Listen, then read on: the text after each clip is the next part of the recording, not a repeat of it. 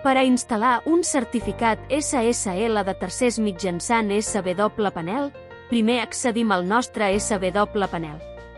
Ens dirigim a Dominis i SSL, instal·lar certificat SSL de tercers, introduïm el nom del domini i seguidament enganxem el contingut de cada fitxer en el seu respectiu camp.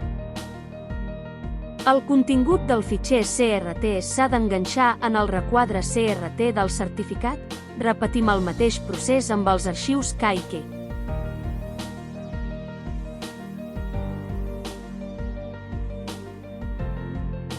Seguidament, seleccionem el servei sobre el qual s'instal·larà el certificat i finalment premem sobre Instal·lar ara.